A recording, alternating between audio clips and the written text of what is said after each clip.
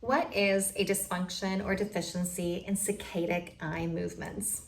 So saccades, or some people call them saccades, potato, potato. Saccades are essentially an eye jump.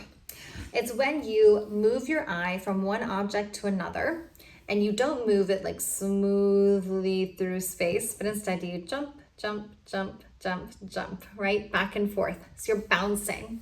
What's really interesting with saccades is that technically 100% of your eye movements are based on peripheral data. That's pretty wild when you think about it, but it's true. At no point in your life will you ever be able to look at an object that you want to then send your eyes to. Go ahead and try. If I am sitting here looking at my bottle of hand sanitizer and then I want to look at my prism bar, I have to, while looking at my sanitizer, use peripheral data of where this object is in space to calculate how far I want to jump my eyes over there.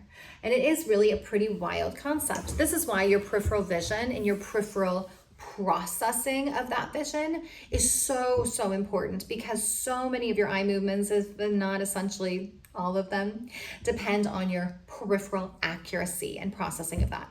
So why do patients struggle in saccades? The most common reason why I see is that they normally have a underlying foundational vision dysfunction, like convergence insufficiency, convergence excess, divergence insufficiency, divergence excess, accommodative spasms, accommodative insufficiency, deficient vergence facilities, so vergence infacility, accommodative infacility. We go on and on, right? But essentially what happens is their system is strained. So again, if we were to look at two objects, the challenge that my patients see is that when they go to jump from one object to another, their comfort zone is just tight and constricted. So while looking at this, if my comfort zone is tight and constricted and I can only handle this much space, I'm asking myself to jump to a target that is outside of a comfortable space that I can process. So I may now just jump to here and then have to make a second jump. Of course, in reading, this is going to wreak havoc.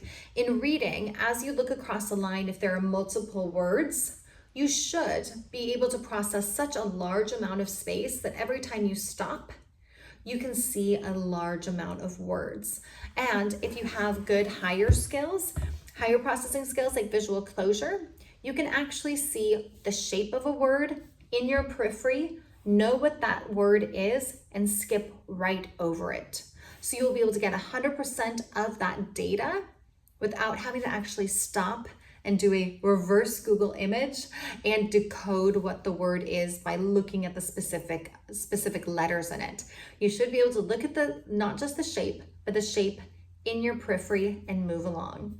People who are really fast readers, but still have great reading comprehension, those patients really do have incredible visual closure skills, good peripheral awareness, peripheral accuracy, which is different, and they really excel.